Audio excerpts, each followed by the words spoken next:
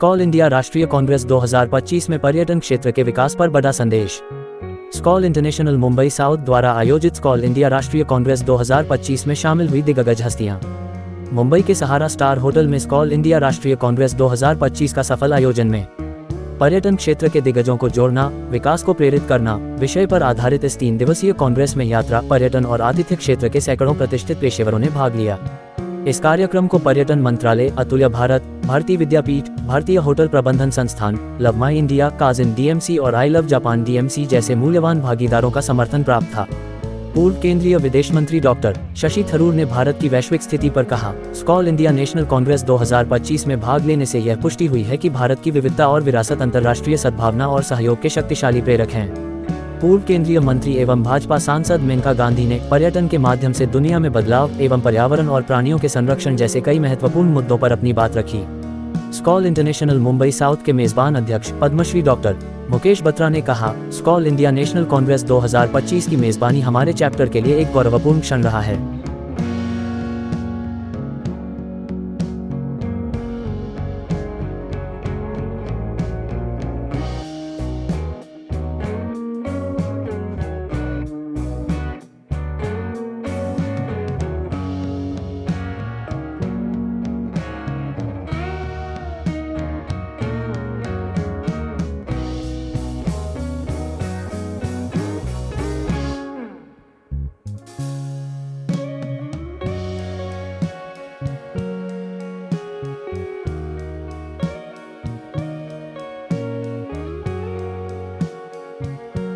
Extremely important issue. That's why I'm here today, because there is no doubt that it would address many of our problems, including unemployment.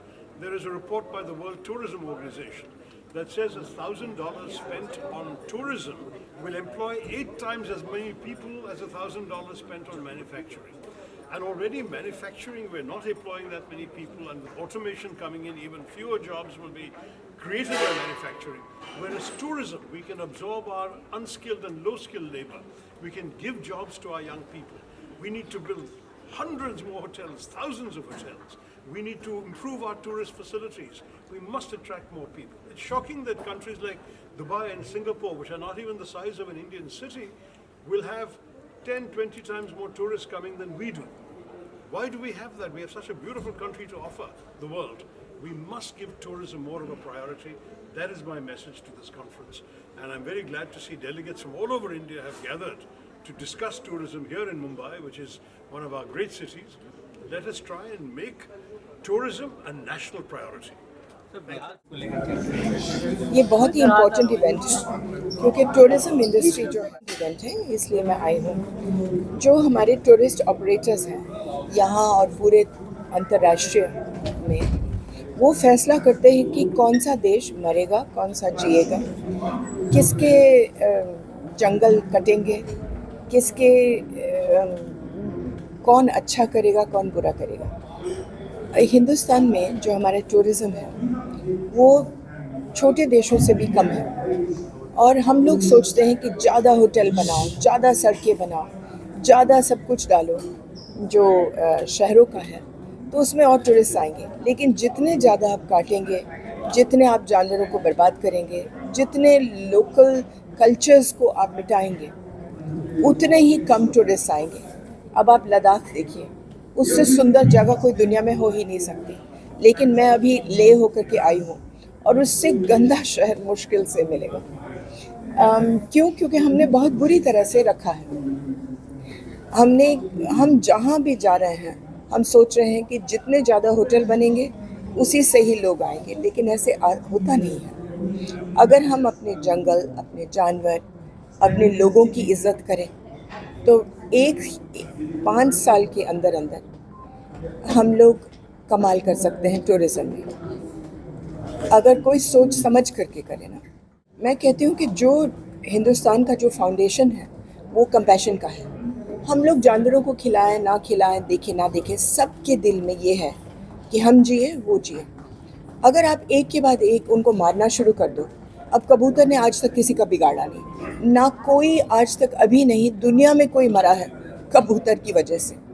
लेकिन आपने उनको मारना था। 57 आपके कबूतर खाने बम्बई में हैं, आपने 4-5 को तोड़ दिए मुख्य वाले। अब मुख्यमंत्री जी ने फैसला किया है कि वो उन्होंने एक कमेटी बनाई है और वो कमेटी जब अपना राय देगी, जो 1 महीने में देगी, उसके बाद कबूतर खाने ज़रूर बनेंगे, मुझे पूरा यकीन है। अब दिल्ली में भी सुप्रीम कोर्ट ने रोका है ये मारापीटी। अब केरला में उन्होंने फैसला किया है कि सारे जंगली सूअरों को मारेंगे।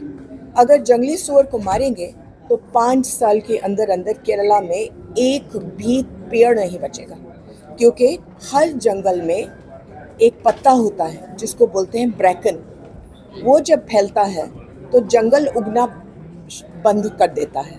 एक तरफ से कटाई हो रही है, दूसरी तरफ से पेड़ अपने आप नहीं उग रहे हैं। ब्रैकन को केवल जंगली सूअर खाता है। अब जंगली सूअरों को मारोगे, एक तो 190 शेर बाहर आ जाएंगे क्योंकि उनके पास खाना नहीं है। फिर आप उनको भी मारोगे तो कहाँ तक ये मौत ख़त्म होगी? और फिर केरला में लोग जाएंगे तो किस लिए जाएंगे?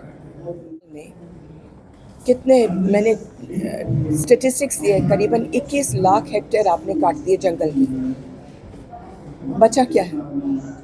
आप जब टूरिस्ट आता है तो क्या देखे वो, क्या देखे? जूस देखे, वो भी बहुत बुरी तरह से चल रहा है। क्या देखे? नदियों को देखे, हम लोगों ने नदियों को नालियाँ बनाई। समुंदर देखे, समुंदर पर प्लास्टिक का ढेर के अलावा कुछ है नहीं। कॉरल्स देखे, कॉरल तो अब 10% बचे हैं। सुंदरबंस देखे, सुंदरबंस तो डूब गया। तो क्या देखे वो? तो क्यों आए वो? तो इसीलिए मैं सजेस्ट करती हूँ कि ऐसे कोई टूरिज़्म पॉलिसी होनी चाहिए जो करोड़ों रुपए डाले, जो चीज़ें हैं हमारे पास उनको अच्छा बनाने में, उनको और बढ़ाने में, और जंगल और जानवर, इस किस्म की चीज़ें करें जो कंपैशन बेस्ड हैं। अगर ये हो जाएगा तो पूरी दुनिया हमारे यहाँ आएगी। हम कहते हैं कि अगर आप कबूतर को मार रहे हो कि वो बीमारी फैलाते हैं, तो कबूतरों से लाख गुना ज़्यादा तो आपके पटाखे मारते हैं। तो आपने इसको एक पॉलिटिकल चीज़ बनाई है कि कि नहीं, हिंदू पटाखे बजाएंगे। ये ऐसे नहीं है। राम सीता का फेस्टिवल है। राम सीता के ज़माने में पटाखे नहीं होते थे, दिया होते थे, प्यार होता था, एक दूसरे को खिलाना होता था, गरीबों में बांटना होता था। आप इसी से ही काम चला लें। लेकिन जब तक आप एक कारखाने पटाखे को आप नहीं बंद करेंगे, पटाखे बनाने वाले, तो आप बंद कैसे करेंगे यूज़र्स को? तो पहले तो सुप्रीम कोर्ट फैसला कर ले कि कारखाने बंद हो कि ना हो। हर चीज़ का वक्त आता है, हर चीज़। मैंने तो ये बोला कि मुझे तो लगता है कि भगवान भी भाग गए हैं 4 धामों से, क्योंकि पिछले साल 700 जानवर केवल हेमकुंड से नीचे गिरे। कौन भगवान टिकेगा इससे? पूरा कंक्रीट आपने ऊपर कर दिया। जहाँ मेडोज होते थे, फूल होते थे, जहाँ वहाँ जाकर के ऐसे लगता था कि आप जन्नत पहुँच गए, अब ऐसे लगता है कि दिल टूट गया ऊपर जब आप जाएंगे। घूम फिर करके मिट्टी, क्रूरता देखते देखते देखते आप ऊपर पहुँचे, और फिर किस लिए पहुँचे? Yeah, I'm very happy to be here and very happy to host this call event. It's one of the largest events in the country, and we're very happy to have Ma'am over here as a guest of honor, as well as Shashi Tharoor. It's such a pleasure, and I just want to add that as far as the pollution is concerned of firecrackers, what's also important is there's so much of child labor that is also involved over there. So it's not just the pollution, but it's also unethical practices which go on. And one of the biggest health problems today, as you all know, is air pollution. It's also water pollution. It's also plastic pollution. But a lot of it is air pollution. I'm saying people who live in Delhi know that you can hardly breathe. And people are now moving to seconds home in Goa and other places. So it's very, very important कि बहुत ज़रूरी है कि हम जो हम सांस लेते हैं, and as a doctor I can say this, वो साफ़ होनी चाहिए. And it's in our interest therefore that we must make sure that we have clean atmosphere, clean health. And we also have to make sure that also we have a lot of positive thoughts as well. आजकल जो है there's so much of conflict that's going on everywhere.